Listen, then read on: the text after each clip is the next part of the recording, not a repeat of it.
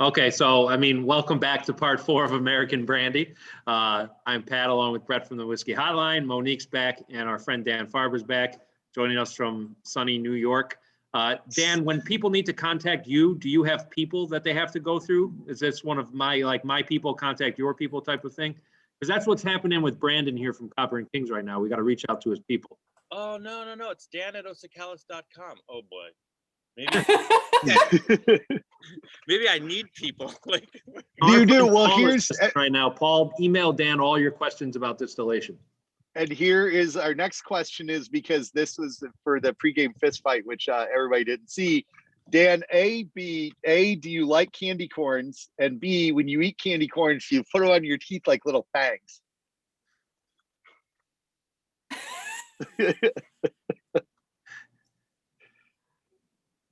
Negative in these things, right? Like, you're never supposed to say there's nothing bad about anybody, but candy corn? Candy corns, really? Like, I mean, there are other candies that you can eat, but tell me you didn't have candy corns when you were a kid. Dan physically cringed when you said candy corn. Like, I mean, every kid had candy corns, but they were the ones that you tried to like pick out and get rid of at Halloween. I love them. So they were, I understand that they were kind of like, to a certain extent, the beef against them would be they were like flavored wax. Oh, no, I don't know. Just like, I don't know the flavor. I mean, like there was a lot of other stuff in that bag that was gonna get eat first before the candy corns. But I'm sure at the end of the season, when we got down to the candy corns, they tasted a whole lot better. Maybe they need to age and mature a little bit in the pillow sack, the pillowcase. I love it. Wait, what kind of neighborhood did you grow up in that you're walking around with a pillowcase? We just had bags. Oh yeah. Oh no, pillowcases was definitely where it's at. Like, you had to have a pillowcase. Brett's just some poor boy growing up in Indiana. Omaha, we had pillowcases. That was the way. Yeah? Yeah. You probably had one of those dumb little buckets. That's get a lot of candy in that bucket. We didn't get candy corns. We got ears of corn. Here you go, kid. Ears of corn. I love that Of Cabbages out in the chat says candy corns full of fermentable sugar. Somebody make a mash. There you go. Oh, that sounds like a challenge to me. Remember, fermentable sugar is our enemy with brandy. With brandy. Candy corn, probably make some candy corn flavored whiskey. I'm sure that's coming. Oh. I'm surprised it's not here yet, honestly. I'm surprised you didn't just patent that, Monique. That was... Trademark TM right here this year. People are looking for seasonal ideas for spirits. So since we're here, okay, now we've settled candy corn. So Dan, while we're waiting to talk to Brandon O'Daniel about new wave American brandy vis-a-vis Copper and Kings, why don't you tell us about where you're standing right now? So this is, let me look. I don't see. We can see it, Danny. We can see it all behind you. It looks beautiful. So I'm in Claverack, California. This is the site of a new project that we started about 4 years ago initially. This is Clock Estate. So this is a new brandy facility that we're building, and you can see here the first vineyards that we've planted out. And you said California. That's California or New York? Claverack, New York. If I said California, it's because I'm a little. This is Claverack, New York, in the Hudson Valley. And so you're looking at plantings here. You can't see, or it's even hard for me to see on the upper hill, are plantings of Riesling, and these are plantings of Vidal, Saval, and Traminette in the lower portion of the foreground here. So these are going to form the basis. We'll be planting out more vineyards this year. More Riesling, Baco Blanc, where we just got news that the cuttings from California are in the nursery now, and they're propagating to be brought here. So this will be in the next couple of years, 40 acres of vineyards and 40 acres of cider apples dedicated 100% to brandy production. So how many years is it going to take until those yield fruit that you can actually use? So this is going to be their second leaf. So they were planted early last season. They had their first leaf. They've been pruned back to 5 buds because we have to worry about winter damage here that we don't really have to worry about in California. they'll come up this year to, well, you can't really see it, to a lower wire. We'll head them. So this year, no fruit, and next year we'll actually probably begin to get fruit off of these. I mean, given the vigor that we've got and the sort of energy that the vines had last year, I fully anticipate we'll be able to get a light crop next year. So Okay. that'll be the third leaf, and that's not unusual. It's a little bit quick, but the site is, I think, going to allow for it. And then starting next week, we're planting out another 15 acres of apples. So eventually, like, I don't know if you can see on these back hill, that'll be all apples for apple brandy. And this lower portion down here will be apples for apple brandy as well. And so we're beginning to plant those out this year. Dan, what was there before?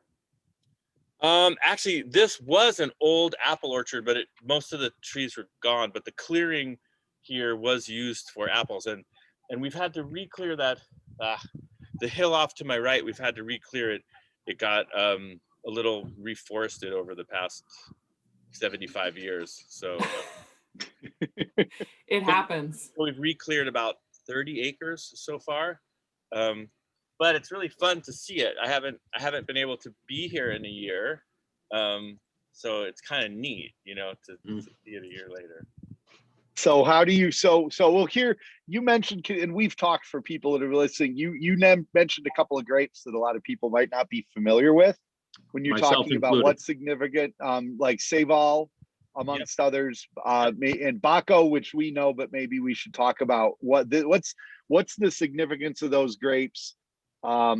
In upstate New York or the East Coast of the United States in general, but B, for use in brandy making. So the issue here in the Hudson Valley, so New York has two primary, if you will, wine growing regions. The one that's most known producing like beautiful wines, the Finger Lakes region, known mostly for Riesling, for a good reason. And here in the Hudson Valley as well, we're just outside the town of Hudson, just a few miles outside the town of Hudson. Here we're a bit colder because we don't have that lake effect that you have in the Finger Lakes. And so one of the major issues with growing grapes here is winter cold hardiness. Well, you guys don't have that problem because you're from Chicago. So anyone in Chicago is naturally cold hardy, but not necessarily the grapes. And the varieties that we're most familiar with are Vitis vinifera varieties. So things like Cabernet Sauvignon or Pinot Noir, or the brandy varieties that we might be more familiar with, Colombard, Uni Blanc, Fol Blanche, Semillon, the classics, or even some of the other ones, Gros Manzang or Plante Gras for Armagnac. And those are all Vitis vinifera. There are also the native, so this is a long story, the native North American varieties are mostly Vitis lambrusca, different species, has this great thing that it's resistant to this disease called phylloxera. And we were nice enough in the 1800s to give a present to the Europeans of our native grape varieties.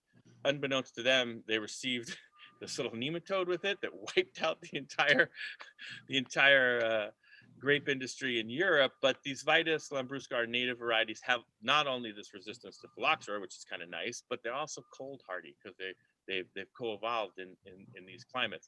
And so the grapes that we just talked about, Vidal, Saval, Baco Blanc, Treminette, they're all hybrids. They're hybrid crosses between parentage of Lambrusca and Vinifera, and they have an inherent cold hardiness to them. Now, Vidal, one of the varieties you see behind me, was actually bred in Cognac for Cognac production.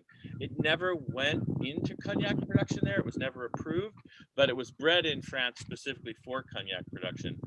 Baco Blanc, which is really sort of the primary grape, I would say, of Armagnac, is also a hybrid. And up until just recently, it was really the only hybrid that was certified in an AOC in France. Yeah. That more recently has changed in Bordeaux, really due to climate change. But Baco, before really just a year or two ago, was the only hybrid which you could use in an AOC product in France. So it's a cross, I believe, of Noah, which is a Lambrusco. I think it's Noah. It is. It's Noah for sure. Yeah. Noah and Faux Blanche. Mm-hmm. And boy, I'm glad somebody around here keeps me honest. That's the extent of my grape knowledge.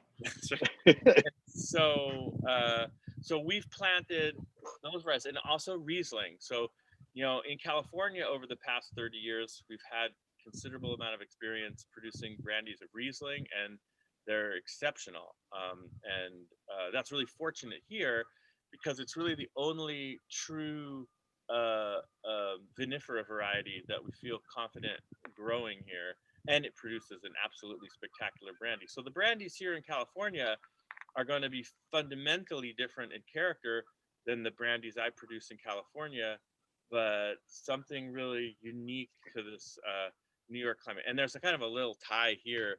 My family, when I was a boy, my grandfather had a farm not but 10 minutes down the road from here. So it's kind of really,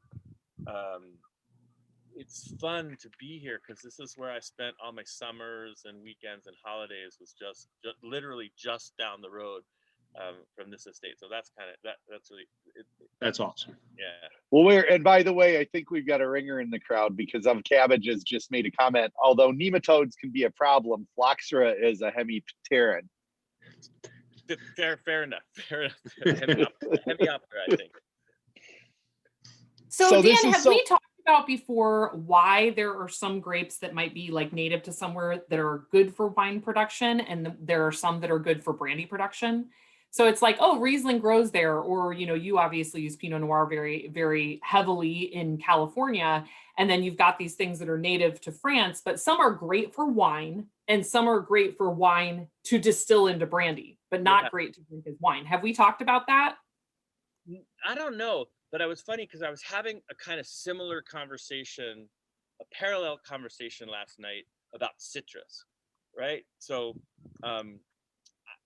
I don't know whether, you know, so if you're going to citrus for oil production, and actually even citrus, well, citrus to eat, we know citrus to eat, you know, Valencias, mandarins, kumquats, crosses between mandarins and kumquats. Those are all like delicious citrus to eat. They are absolutely wonderful to eat. But when we talk about citrus for making things like jams or jellies, we never use those sweet citrus. We're always using bitter citrus, right? We're using the Sevilla orange, right? With this peel that actually has more orange character to it than the sweet oranges. So when we think of citrus for either oil production, it could be, you know, like bergamot, you know, or another type of orange. It's always these sort of very awkward clunky citrus that produce much finer oils, much finer jams and jellies than the ones we like to eat. And it's kind of parallel with wines for distillation. Wines that show exceptionally well in the glass don't necessarily, typically don't actually show well at all if you were to distill them, which is funny, right? So the canonical interpretation of that is like, bad wine makes good brandy, and that's kind of a little bit of a misnomer. In fact, with apple brandies as well, I was a very famous cider producer in Calvados that I was visiting a few years back, and you know, he told me like the secret to great apple brandy is to destroy the apple cider, but not quite. And in the same way, wines for distillation, because we compress them by a factor of 8, almost a factor of 10 over time. Things that were in harmony in the wine that we wanted to drink, that were balanced, that were present, all of a sudden are now out of balance and out of whack and awkward and don't show very well and don't produce very nice brandies. And even so, the wines that we tend to drink are higher in alcohol, and that extra alcohol, it doesn't actually, it makes more brandy physically, but it has the effect of diluting down and making more neutral the spirit that comes off the still.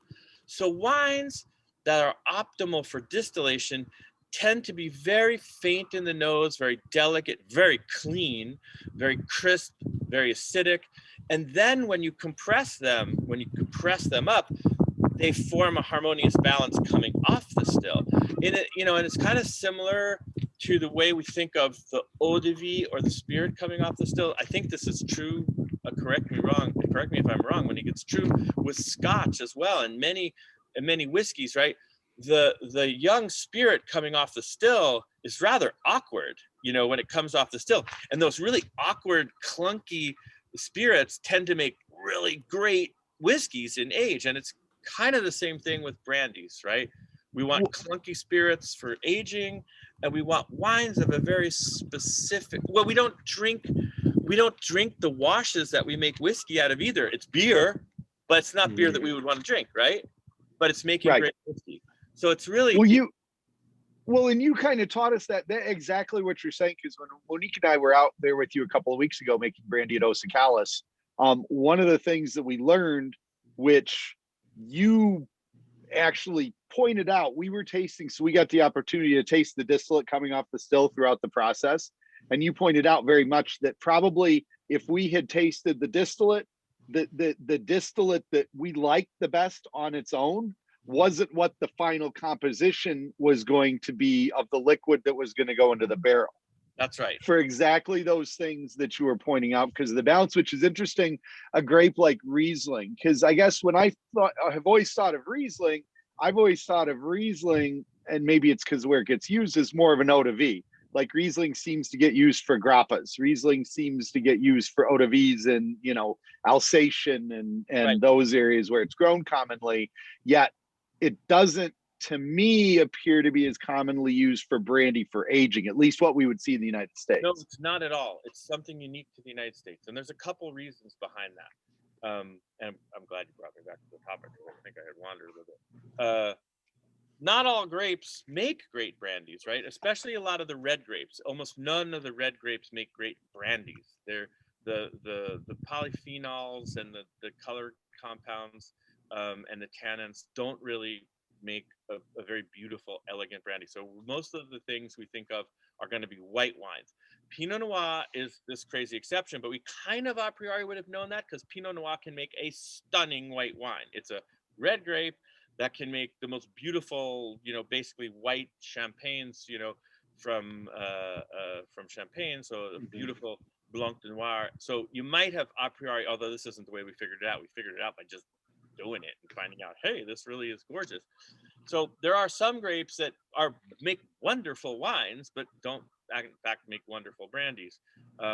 In my experience, a lot of the Bordelais varieties, that sort of, even if they don't have that pyrazine, there's this character to the brandies of Bordelais varieties, which give them this heaviness and weightiness, and they're not as uplifting. So they're great grapes for wine. I mean, fantastic grapes for wine, not really fantastic grapes for distillation. Riesling is one of those grapes. Pinot Noir is one of those grapes. The reason why Pinot Noir and Riesling really is not made into brandy in most other countries has more to do with economics and tradition than it does with the actual brandy itself.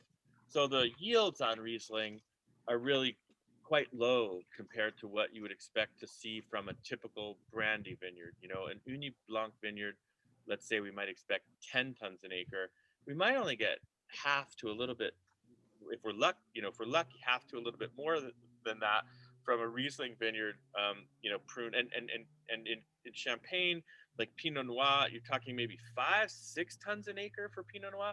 So there's really not an economic there's not an economic driver at all to use those grapes for distillation, especially in areas that have very, very old vineyards, where the fruit and the vineyards have been in families and farmed for many, many generations, and the cost of the fruit can be kept low because of it's not as if you're buying a new property and planting out new vineyard. It's starting everything from scratch, right? So the costs that are incurred were incurred or have been amortized, I would say, over many, many generations. And so that fruit can be very inexpensive. Whereas here, or in many cases, almost everywhere in the United States, when we're talking about fruit production, we're really talking about major, major investments in infrastructure, time to do that. And all of a sudden, because it's really so costly for us to do what we're doing here in the United States, the difference between the cost of producing like an Uni Blanc or a Pinot Noir are lessened considerably. Dan, we do have people, and we don't have to talk about brands, but there are American grape brandies that are very inexpensive, but they're coming from what? From Concord grapes? Concord grapes. So Concord grapes, that if everybody knows, like that Welch's grape juice flavor, is that has the term foxiness. That's foxiness. That's very classic of Lambrusco varieties. So I think some people do use them. Baco, by the way, has a little bit of it. If you taste 100% Baco Armagnac, you will get a little bit of that hint of that American Lambrusco foxiness character in it. But predominantly, the brands that have economies of scale in the United States are grown in areas where the farming practices are much easier than on a hillside vineyard like this. They're grown in the Central Valley of California, where you have like immense heat. And predominantly, a lot of those cheaper brandies are using Thompson seedless, mostly Thompson seedless. And actually, as I think we spoke about earlier, like just the category brandy is not really, that's not a protection for the consumers. The consumers have to know a little bit more, because brandy doesn't even have to be made from fresh grapes. It can be made from concentrate. It doesn't even have to be made from concentrate from the United States. It can import the concentrate, reconstitute it, ferment that, and make brandy. Brandy is a very, very loose category. So we actually kind of need more fundamental education in the United States for people to understand the differences between brandies. It's not present on the label, and it's not on the back label, and it's really nowhere to be found, unfortunately. So, but a lot of the brandy that's even being made from fresh fruit material that's more inexpensive is being predominantly made from Thompson seedless from the Central Valley of California, where you have vineyards that stretch for miles. Everything can be mechanized. You have this strong heat. You have less pest pressure. But again, you're in a very, very hot weather climate. If you look at the great brandies around the world, the ones we really cherish, Armagnac, Cognac, Calvados, and even to a great extent, some of the Spanish brandies, they're a little bit of an exception. And, there's, a few of those great brandies are made from cold weather regions where we have low sugar production, not a lot of sugar. So that means that we don't get a lot of alcohol in the distillation, but we get really good concentration of the flavors of those wines.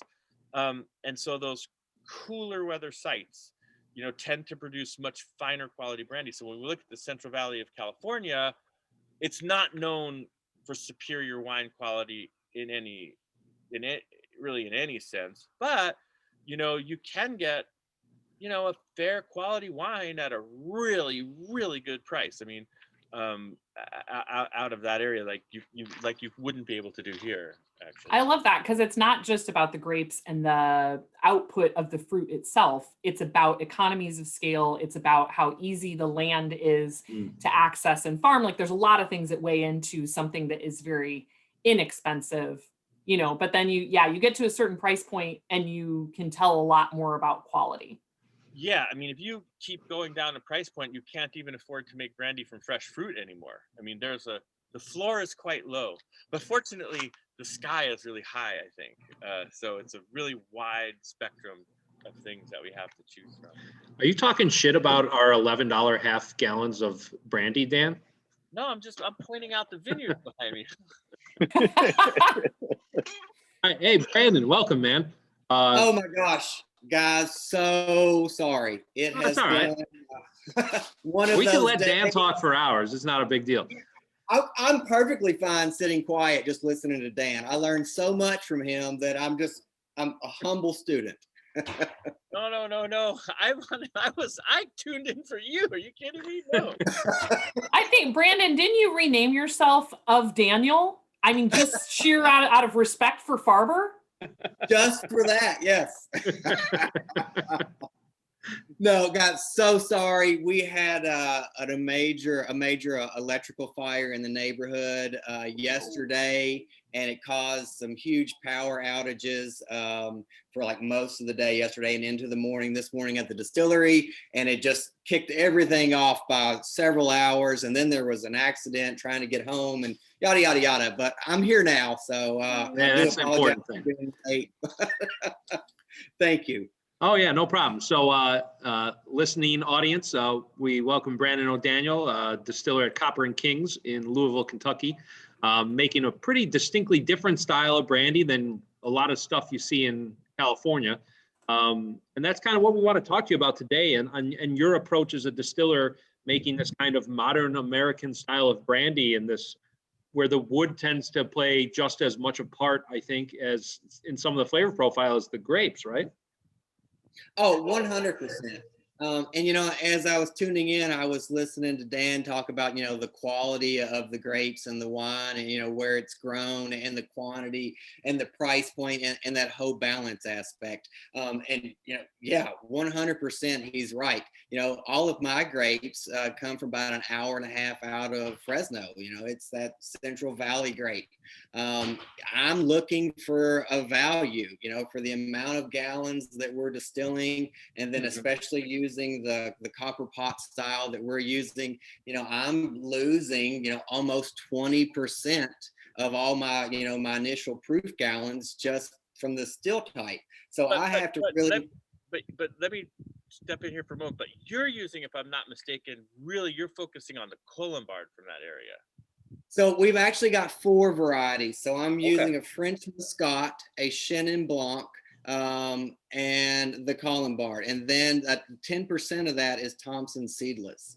So it's 30, 30, 30, and then 10. But to Dan's point, yeah, I mean, that's the only place in the United States where I can go and get the tonnage that I need for the varieties that I need at a price point that allows me to do a craft distillery on a pot still where I lose, 18 to 19% of my proof gallons just because I'm not using a column. So that grape is not being grown in Nicholasville? Do you know about Nicholasville? Well, as you well know, one of the Whiskey Hotline compatriots is a native of Nicholasville, like you. He is, yes. Well, I tried growing those in Nicholasville for Jessamine County there for a little bit, and I got one harvest out of them, and then they froze out. So it did not quite work. But yeah, it's an economic game. We do use some very aromatic varieties and a lot of tonnage, which helps a tremendous amount and does help us separate. But yeah, we're making, for the cliche that I've said 1,000 times, brandy for the bourbon drinker. And, the barrel plays just as much of a role as the grape. I like to think it's 50% barrel and it's 50% grape. I'm in the only place in the world where I feel I can walk the dock of the cooperage and some of the major bourbon distilleries in the world and say, I want that barrel. I don't want that barrel. I smell everyone. They're able to be filled that exact day. And the freshness of those barrels really plays just a dramatic role in the overall taste profile of my product. So if I can get a grape out of the Central Valley at a price point to where I can get several tons of it and be able to play with it, and it still give me those overall basic characteristics, and then I can add that to a 50%, bourbon barrel, I feel like I'm making a unique product that, is comfortable on both ends for the classic brandy drinker and, your traditional bourbon drinker. I'm not asking anyone to move any bottles aside, off their back bar, just move them to the side a little bit because I'm doing something different. No, and that's a really good point. Like, most of many of the other American brandy producers, they might be using, sourced bourbon barrels, but if they're got to be shipped on a truck all the way out to California, they are not the same barrels that you guys are getting. You're like right there, right? Fresh. I mean, like, yeah, it's like the difference between fresh fruit and dried fruit at that point, right? Exactly. I mean, it's the, boutique vineyard in Northern California versus, the monster vineyard, outside of Fresno. It's the same thing, but with barrels. Right. I don't know anybody else that has that kind of access, like any other brandy producer that has that kind of access to those sources, like being right there. So I mean, it makes a huge difference. Are you ordering barrels to a different spec than you would for a bourbon? I mean, are you just kind of like, are these kind of pretty standardly now bourbon barrels seem to have defaulted to that number 3, number 4 char. Toasting is becoming more popular than it was certainly 10 years ago, but are you going in there with any specific, knowing that it's going to behave slightly differently with the grapes? Do you have to tweak anything on your end with the barrel order? So I have a few prerequisites for as far as picking barrels. The main one has to be that it has to be from a Kentucky distillery. The second one has to be that the barrel cannot be rinsed. A lot of these big bourbon distilleries, because they're making so many gallons of bourbon, they're rinsing their barrels. And then after a while, that really adds up to the overall price point. And I understand that completely. But it goes back to the fact that I want, have 50% of my profile is from that barrel. So I need a barrel that's just been flipped, dumped, and then pushed to me. So rinse, I'm sorry to interrupt, Brandon. I just want to double check that I understand what you're talking about. So when you say rinse, you're just talking like a hot rinse to get all the bourbon that you possibly can out of those saves. Exactly. To squeeze every little bit out of that. Then they collect that and they add that to their cut water. So, they help that with the proofing process. And, if you're dumping, thousands and thousands of barrels, that really adds up. It adds up, So you see a lot of people probably doing that rinsing to give themselves more, a little access to a little bit more bourbon before they're sending those barrels on to Scotland, brewers, or Mexico, but not you. Exactly. Gotcha. Yes, not me.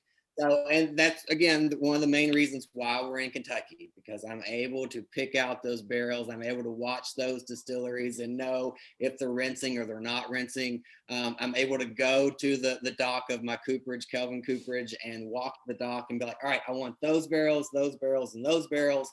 We smell every single barrel that comes in. We smell every single barrel that gets dumped. And that whole process is really what kind of makes us unique.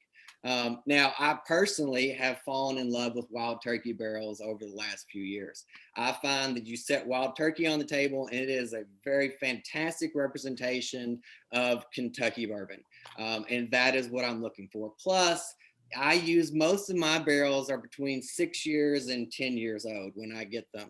I find that I have very few leakage problems with wild turkey barrels. And that makes a tremendous difference, especially when you're packing several thousand barrels in a warehouse on pallets and you can't necessarily walk around and see every single barrel. So I really trust that aspect of them. My next favorite and one of my most reliable sources is Heaven Hill. Those barrels are always high class. When I pop the bungs, about every, third or fourth one has actually a little bit of spirit still in it. You still see that floating char in there. Makes a huge, huge difference in my overall taste profile. And then the third to round it up is Four Roses. Four Roses is very much, a yeast forward, very specific style of bourbon. I personally think I can taste those styles after my brandies come out of them. So between those three, I kind of use those as puzzle pieces to kind of maintain my consistency, give myself a little bit of character, and keep me interested, to be perfectly honest. So you're really proudly sniffing more bungholes per day than pretty much anybody else in the central United States, right? Ouch. Yes. I'm going to put that on a t-shirt and wear that with pride because there's a concept there. You got to put it on a business card. That's what I would do. Proudly sniffing Jimmy Russell's bunghole. It's what we do for a living. Yeah, I'm always interested there because you factored through some of these things, but we kind of had this discussion on past episodes of this series with Dan in terms of cooperage and when we're kind of doing the 101 on cooperage a little bit. What do you think? And you're kind of naming out by producer what's going on, but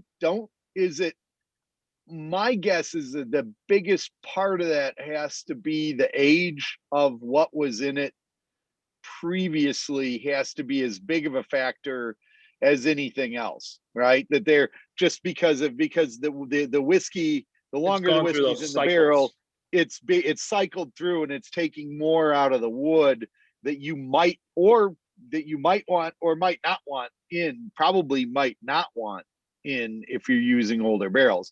Like you mentioned, the fact that Wild Turkey seems to be 6+ years old.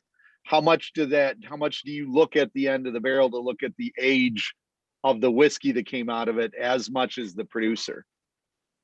So I've kind of always been taught that 8 years is the mark for complete esterification in a barrel. And that after that point, that barrel is really kind of given, what it needs as far as the oak tannins and what that tree had to give. I like a good oud barrel because it has a nice story. It gives you just the bourbon notes and you're not so much sucking the tannins out. But as far as color and the balance between the actual barrel and, the bourbon or the whiskey in between, there's nothing wrong with a 4-year-old and a 6-year-old barrel. They still give you a lot of character. They still kind of give you that whiskey pinch, which I personally find a lot of brandies are kind of lacking, especially the European brandies. They start out really smooth, they finish really smooth, but the mid palate is really, really soft. And I, as a Kentucky boy who was raised on bourbon, I like that spice on the end. So a young barrel actually gives me a little bit more heat that I find that sometimes a fruit spirit is lacking. So it's kind of a balance, we're always, every single batch that comes in, I'm marking them, in my book as far as, all right, this entire batch was 4 years old of the bourbon barrel, or this batch was, 2 years old. This batch was 6, this was 8. And then as we go to blend, because we're constantly blending, not only between vintages, but between distilleries, really as many different blends as I can possibly do. We're trying to work that in and incorporate it to manage my consistency. As we're dumping barrels and as we're smelling them, we're going through and saying, all right, we dumped 20 barrels that were from Heaven Hill and they were 6 years old. And then we dumped 30 barrels, and they were from Wild Turkey. And those were dumped at, 8.5 years. And we're kind of balancing that aspect. And we often find that when we're done with the blend and we're like, all right, I need a little crispness or I need a little heat, it kind of will lean towards the younger barrels, or I need a little bit more maturity and a little more like bourbon-esque. We'll lean towards the heavier or the older barrels. Brandon, will you reuse the bourbon barrels or do they move on after one use from you?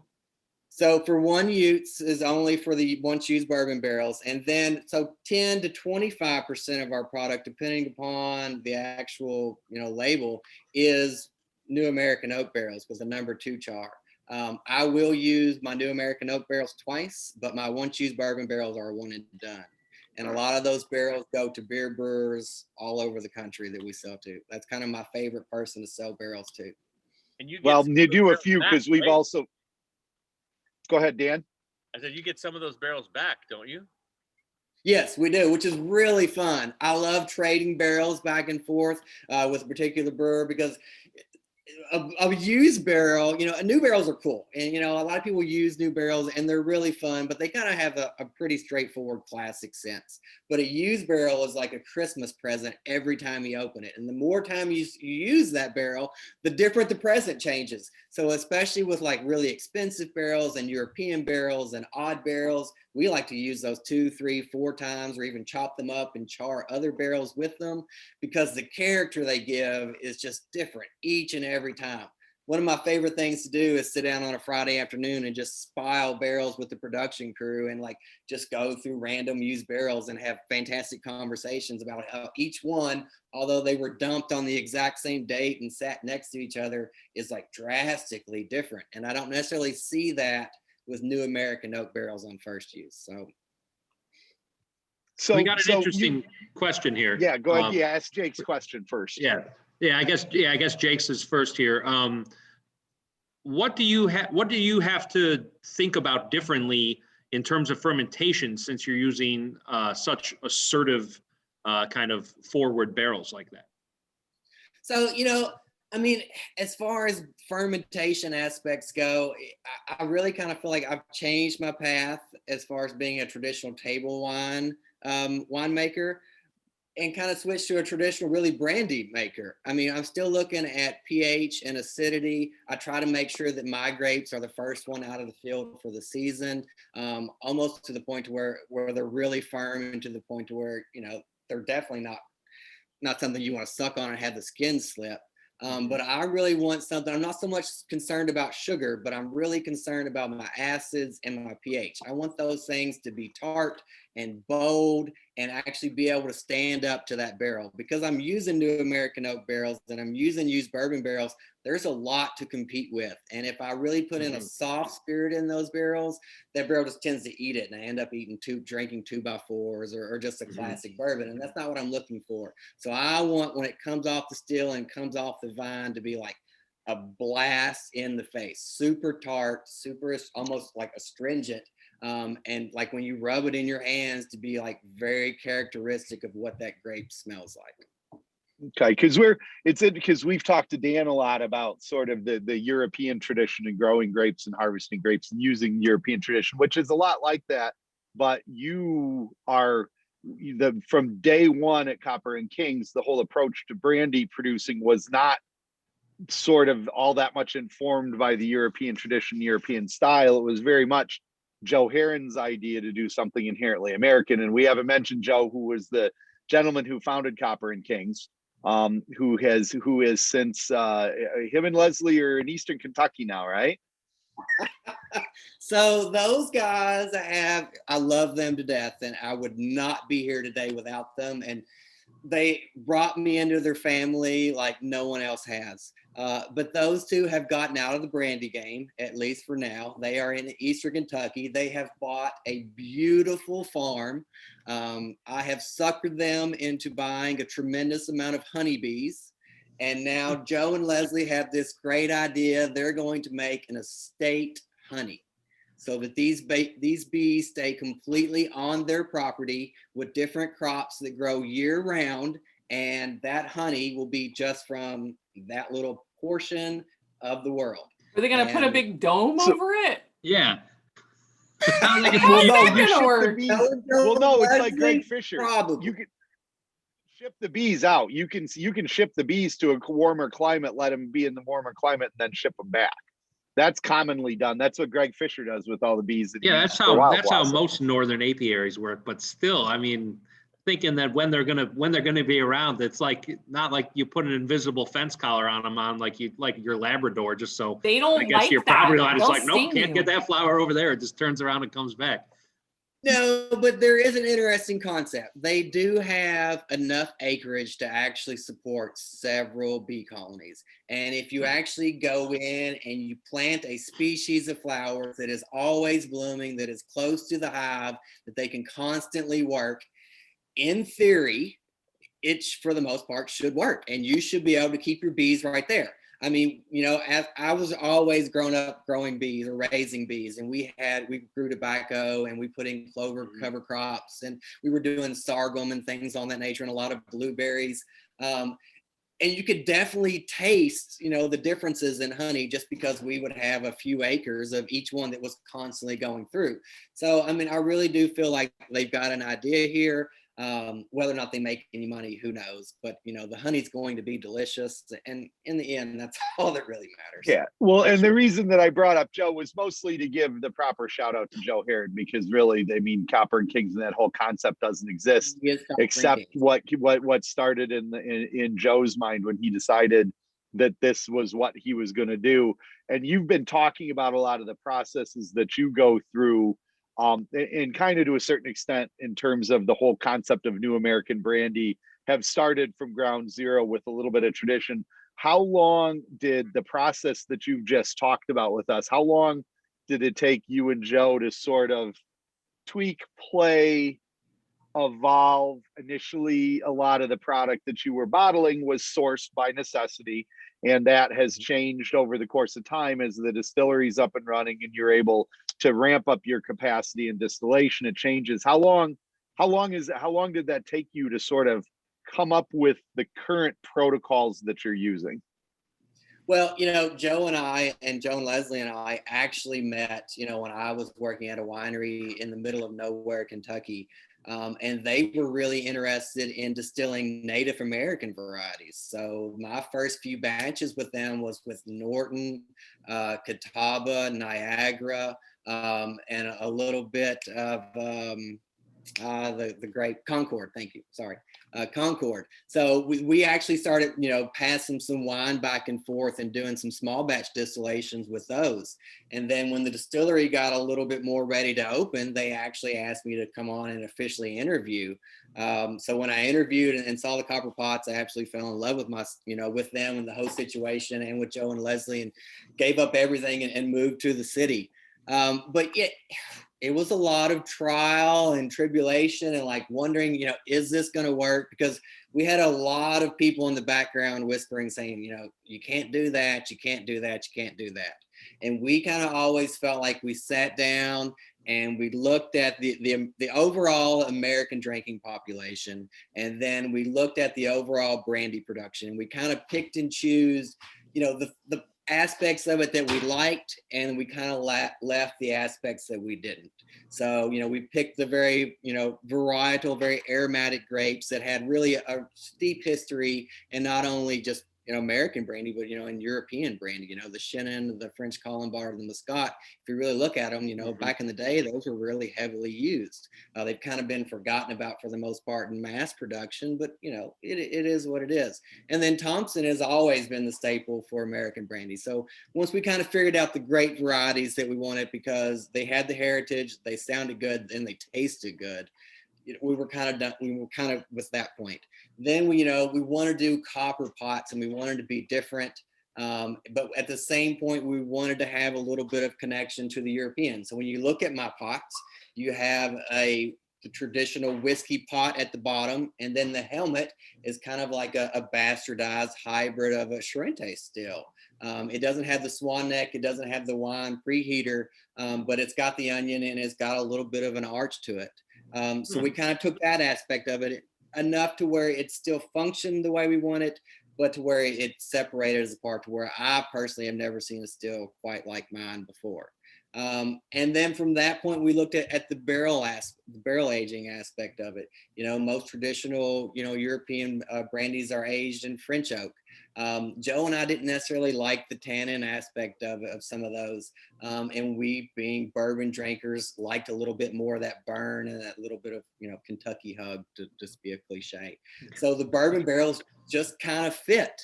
But you still needed a little bit of that new American oak punch too, because we still wanted to set it next to a craft whiskey and for it to be able to hold its own and have a similar color, and a similar taste profile. Joe and Leslie have always been known for like seeing the next thing and always kind of like filling the gap. They started with a nutritional soda, then they went into a hard cider, then they into an American brandy, and now they're doing bees. So they're always at that forefront in what's next. But at the same time, you've got to have a little bit of familiarity so that you bring that customer base along. So really long story short, it took us a while to kind of figure things out. And I really just now feel like we're getting in our groove. I find personally that 5th and 6th year mark is the sweet spot for the type of brandy that I'm making to be aged in a new American oak, and really in a one choose bourbon barrel. That's kind of where I'm at. I'm feeling like we're just getting there. Almost all of the stuff that I'm putting out is 100% distilled at Copper and Kings. And I feel like the distillery is really starting to hit its stride. Where do you see the age going for the standard Copper and Kings American brandy bottle, 5 years from now? I mean, do you think this is going to be a consistently 6-year-old product? Yes, give or take a year. Our minimum age, we say, is 4 years. And there's nothing wrong with a 4-year-old great brandy aged in a one choose bourbon barrel. Mm-hmm. However, I find that extra year really makes a nice touch. There is, a bit of a fluctuation between like the amount that we lose in a given year just because of our climate gets a little drastic. I also feel because we're in a one choose bourbon that at some point it kind of just it stops to some degree. Mm-hmm. And I feel like new American oak barrels get a little heavy. So you may see me creep up a year and a half, in age in 2 or 3 years, but I kind of really feel like my 5-6 year is going to be the overall sweet spot. I really like a 5 to 6 year old brandy. I enjoy drinking it. I have access to older stuff, but my palate personally tends to lean back to a little bit younger, just because I like that fruit essence. I'm a winemaker, I'm always looking for that wine note, and I find that the fruitiness, especially on my style, it really kind of hits that balance at the 5 and 6 year mark. Mm-hmm. No, and for me, Copper and Kings was always very, very unique in that you'll have these characteristics that were very reminiscent of a whiskey because of the way you actually produce it, and yet it always really, you knew it was a brandy, right? It has this structure and this kind of way, this mouthfeel that's very unique to that fruit base. So it's for me, it's like an absolutely unique brandy in the United States, having that balance between those two worlds, but you see them both, right? It still maintains that brandy character while almost presenting like a whiskey in some aspects. It's quite wonderful in that regard. Copper and Kings was designed for the cocktail. I personally like to sip my brandies. I like my brandies at high proof. That is what it is. But we design Copper and Kings to fit in a cocktail. And when you look at all these old classic cocktail books, you see that a lot of these classics were made with brandy. However, a lot of the current brandies are at a much lower proof than what those cocktail books were written at. So I find that a brandy at a higher proof really slides better into those pre-written cocktails than what you see from a traditional 80 proof brandy going in. I just find they stand up better. When I have a Copper and Kings cocktail in most bars, I can pick them out. That's a Copper and Kings cocktail. That was mine. I feel like a lot of that has to do with the 90 and above proof, the spice from the bourbon barrel, a little bit of that heat. And then, it's still a relatively young brandy, especially compared to a lot of European and traditional brandies. They're a lot older, and a lot more on the sipping style. We're just not that, and that's perfectly fine. I'm trying to have people drink them in cocktails, move some spirits, and make everybody feel good. And then here, just a real quick, and this actually works perfectly, crossing back into something more traditional. And this is going to be a softball for you. Jake asked the great question, which I'm glad he brought up because I might have forgotten to ask you. Have you given any thought to doing a Mistel, where you start with clear brandy and unfermented grape juice and maybe age it a few years? So take it away.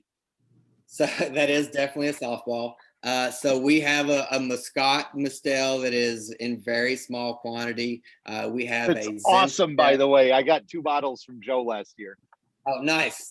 We have a Zinfandel Mistel, which you can actually purchase in several areas.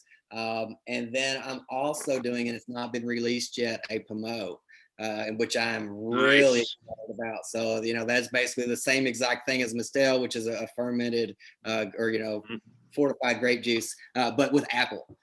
So I like those, especially being a winemaker, and I always love doing ice wines.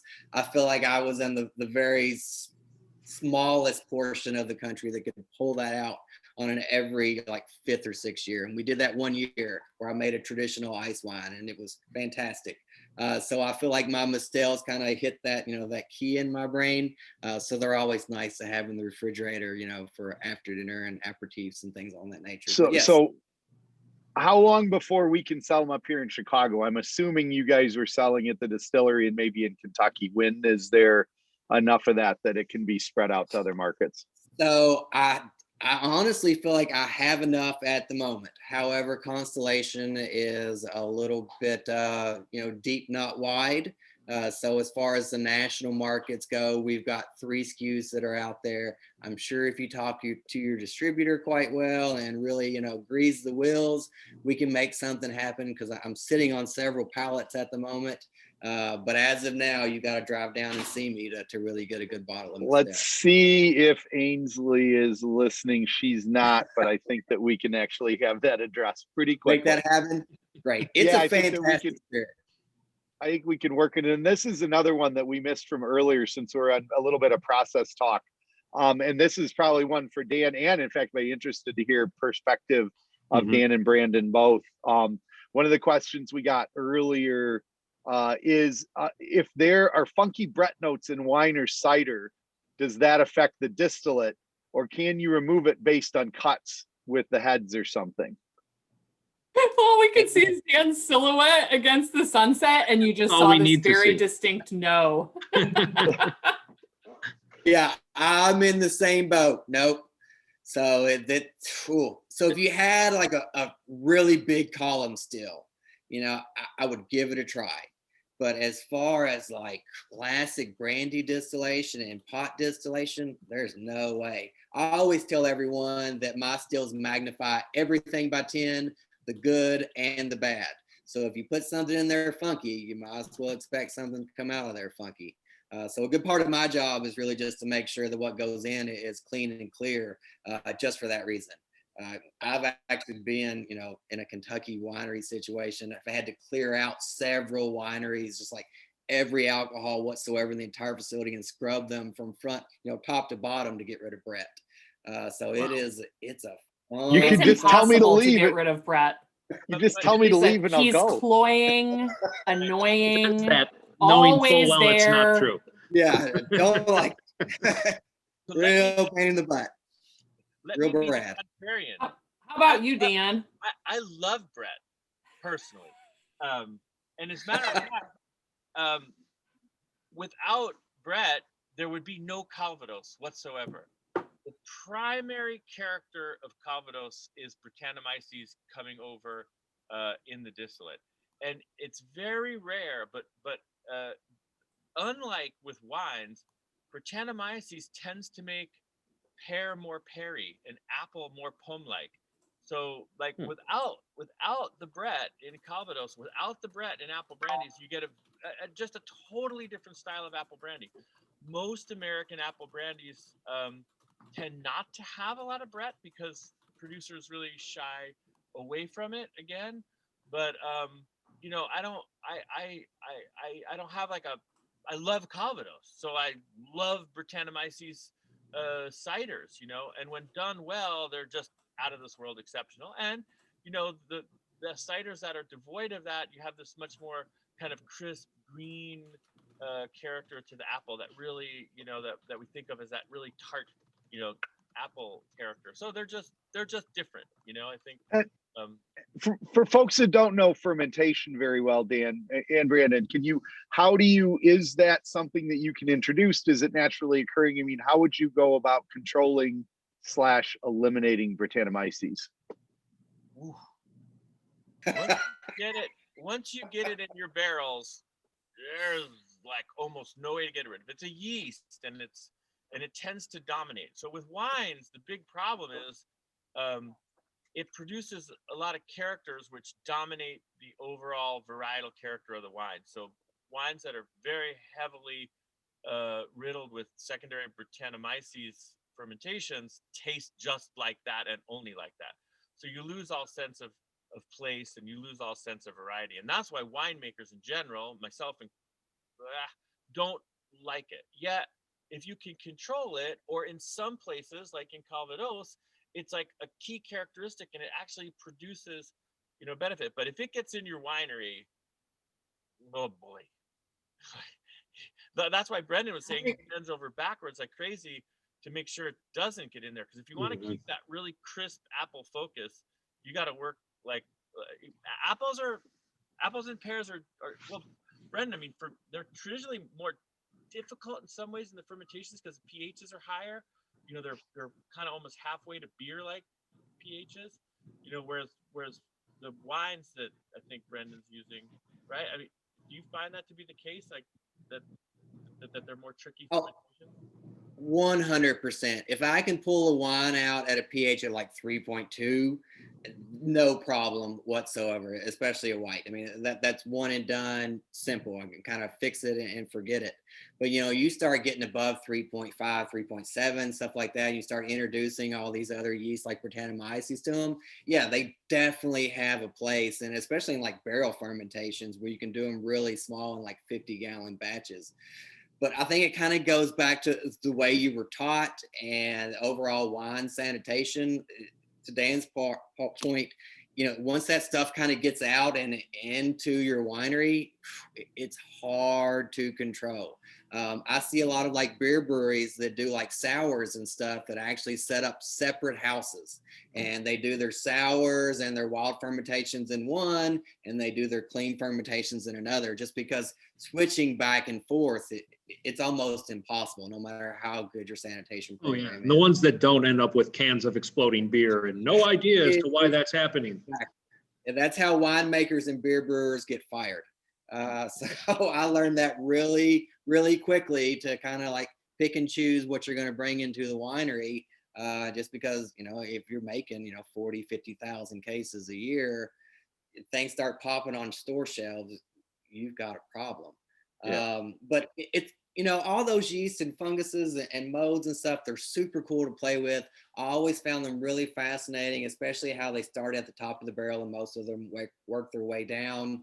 And you kind of pick and choose when you want to harvest that barrel. I mean, there's a lot of cool character into it, but I feel like, you've got to have the proper environment to be able to really manipulate that. And as an East Coast Midwest winemaker, where we were doing several different styles all at once, I was very rarely afforded the opportunity to play with sours and Brettanomyces, just for the mere fact that if I used the same pump on a 10,000 gallon tank that wasn't supposed to have bread in it, and I messed up once, I mean, that's a little bit of cash.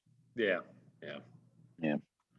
So here's another one, since we have, and this is kind of unrelated, it'd be interesting if you guys, either of the two, have any experience with it, or if you've thought about it. What is it like to distill Zinfandel? Dan, have you done Zinfandel? Have you? Yes, I have. So we have Zinfandel. We've been distilling Zinfandel for the last 2 years. We've been aging Zinfandel Brandy in Zinfandel barrels. It is phenomenal. The pH was at 3.58 when I picked those, and they came out of California, so a little bit low as California standards, but relatively high for us. You can definitely tell it's a red grape. I find that it sits different on the palate, but it's going to be one of those decadent spirits that I find in probably 8 to 10 years is going to be something that you sip on after a big fat steak and like enjoy the rest of your night as you slip off into abyss. So Dan, what have you done? We've done a lot. I mean, it just, for us, it didn't really fit with like our house style so well. It is a red grape, and it tends just not to work well with our house style. But I know that Germain Robin has distilled Zinfandel in the past. They produced the Zinfandel Grappa for many, many years. People like really enjoyed that. It is, I mean, descriptively, it is as you say, it's that chunkier distillate. So all these things are a little bit they're a little bit a matter of taste, a little bit of a matter of house style. We certainly wouldn't want everything to taste the same out there. That would make life. Danny, I remember you and I got to sit down with Chip Tate. Man, when was that? Tales? That's 4 right. or 5 years ago. Yep. And Chip had like a maybe not even 1-year-old 100% Texas Zinfandel, and in true Chip form, it was like 58%. It was just like knock your face off. But it was interesting because it was so not like Dan's style or Brandon your style, but it was very much a Texas Zinfandel Chip Tate style. Everything about it was chunky and rich and massive and bold, and it absolutely would have held its own against a steak. Yep. So I kind of get almost like a buttery sense from our Zinfandels, to where it kind of reminds me of like a malolactic fermented Chardonnay. The way it kind of sits on the palate, it sits a little different, and it's a little fat. I don't want to say flat, but I don't know. It's an interesting way that it sits on my palate different than in my traditional brandies. But it's beautiful, especially the ours being aged in Zinfandel barrels. It's kind of got that crimson red, hint to it. So I'm personally very excited about it. We'll see how it turns out in year 8. I think it sounds awesome. The follow-up question there was, what's the skin contact regime like with red grapes when you're going to be distilling red grapes? Dan, how do you guys do it? We press them like a Blanc de Noir champagne. So for our house style, we really don't want to see a lot of those anthocyanins and polyphenols in the wine. So we're pressing them very delicately on a cuvee cycle, just like a Blanc de Noir. But for us, the only red grape we use is Pinot Noir. Mm-hmm. So that's kind of you're cheating. We do the same thing with ours. We treat ours like a white fermentation. Okay. So how do you, and actually, Brandon, I didn't, and I don't remember, how do you go about, because, you source from California, because that's the sensible place to get the grapes that you're using in a decent amount of quantity at the right price. How do you receive your grapes? Do you receive them whole cluster? Do you receive them pressed already? How do you get the liquid that you ferment? So we actually go out west and we kind of have a lease agreement with a winery and a / distillery out there, and I'll fly out and we'll monitor the grapes for the season. We'll pick the blocks that we want. We harvest the grapes, they get pressed, and just like a wine that exact day. We ferment them out west, and then we actually run them on a pot still out in California for our stripping run, and then we send the low wines to Kentucky on tankers. Got it. Okay. For our apples, we make the wine in Michigan and then send the wine down to Kentucky, and I double distill those. But because it's such a journey as far as tanker costs and stuff, we found it way more economically and really environmentally responsible to send me out there, and I get to hang out in California for a month or two and make the wine and do the distillations out there on a pure copper pot that was actually made in the 1940s and is probably even more beautiful than the ones I have, in Kentucky. And from there, we just ship the low wine. I imagine that's fun as a distiller. That's cool. And getting neat and really getting sort of deep into nerdy woods. Do you so your cuts, the heads, and do you introduce? Where do you go with your heads and seconds? Do they ever get taken back out? Do they ever get taken back out to California to be used in what your equivalent of brewery is, or do you just use them in your secondary? So the way that goes is we typically, when we bring the low wines in from California, we'll do a heads cut out in Kentucky, and then we do not redistill those heads or send those off. We'll either discard those or we sell them for cleaning and stuff like that. I will occasionally store them and then run them on their own just to kind of clear out, some of the acetone and methanol, and we'll use those as cleaning utensils for the floor. But because I'm using a pot still, and again, I'm just magnifying everything by 10, we tried to redistill our heads like 2 times, and it was just like, this is not going to work. So we just couldn't shake that taste. So we just cut our heads and move on. We do take our tails and we do redistill those, but we do not mess with our heads. I just couldn't shake the acetone. Okay. It's interesting because Dan, I know you went through trying to explain the process that you use, at least on the Charente. You had to be very careful. You redistill your heads, but you were very, very careful about how you went about doing that. That's right, and and certainly, like, part of the classic, one of the classic cycles would include the heads back in the wine. So if you can't really get the heads back in a very reactive wine, you can build up, then you can build up some of them. It's just a different, it's a very different style still and different style process. So our classic style would include the recycling of heads and tails back with, in most cases, with the wine from the previous run. But again, that's like house styles, right? So you get a chance to taste like 2, very brandy, but like very beautifully different styles, different techniques. So Dan, I've got a question. So your tails, and your heads, do you throw them into the wine, or do you throw them into your low wines? So, those would be two classically different methods. You have to be, and you can do either. More typically, we put them into the wine. But if you put them both the heads and tails, because we want to get the alcohol content back to a place where we're not constantly increasing the alcohol content of the wine, and also and the tails have like the heavy elements, like all the really like chunky parts, fatty parts of the brandy. So we want to kind of get those in higher concentration, so they come over in that second distillation in the brandy. But that's just that's our house style, not a requirement by any means. So I find we don't use our heads, so we discard those. But when I find that when I throw my tails back into the wine, I actually harvest a little more alcohol out of the wine.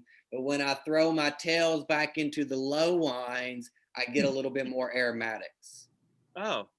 And I don't know if that's just in my head, but I definitely know that I get a little more alcohol when I throw the tails back into the wine and raise my alcohol content. I find that my stills pull a little bit more alcohol out of the wine. Oh yeah. Oh my gosh. So this is so we're talking about two different things here. So I have to be very careful. When I say tails, I'm talking about the part of the distillation cycle between about 3% alcohol and 0% alcohol. That's what I call tails. You're probably calling tails something that's much higher. Oh yeah. Yeah, I'm chopping mine at 50 and going from 50 all the way down to, or 25% alcohol all the way down to like 1%. And so Dan, we were calling those seconds, right, Dan? Yes. Yeah. Okay. So yeah, I don't have the ability or really the space to flip. What are you doing with your seconds? They go back with the low wines. With the low wine to increase your aromatics. Why are you not putting your seconds in your wine? Because it would increase the alcohol content like crazy, and then I would not get the right distillation off, because the wines are coming in at like 8-9% alcohol, and the seconds are coming in about 27% alcohol. So if I dump them back in the wine, my first distillation would be at very high proof, and so it would totally change the way those things came off. But the seconds or your tails are more closely matched with the low wine, so they don't really, that gives you a better distillation, more uniform distillation for that the second distillation with the low wines. Interesting. All right, good to know. Thank you. Well, so would it be fair to say that the tail is wagging that brandy? I'm sorry. We had to reveal that was a comment that was made in the chat. It's all about the tail. Very different styles of distillation going on between these two kind of both modern American distilleries. I think it's a fun compare and contrast for us. Yeah, everything from distillation to oak and all that. Yeah, and that's the incredible part about brandy. I mean, these are like expressions that are just wildly different, and both. I'd like to think both, but certainly Copper and Kings is just like, a gorgeous expression of a fruit distillate made in a very like traditional sort of Eastern American style. I mean, nobody else does it. Nobody else can come close to that in the United States. Can come close to the quality of what Copper and Kings produces in that very unique style of brandy, a very American style. Thank you. I love it. You would think that, when I first went into tasting Copper and Kings years ago, I thought, man, this is going to be like bludgeoned with oak, but it still maintains balance and finesse, even though it's still so powerful. There's interesting layers, and it has such layered aromatics to it. I've always been so impressed by it. I think it's great stuff. Really cool. If you have not tried Copper and Kings yet, you owe it to yourself too, audience. Yeah, I've got to give the credit to the great varieties. The Chenin, the Muscat, and the Colombard, even the Thompson. grapes are so different when you eat them, and they're just as different when you make them into wine, and they're even more different when you distill them.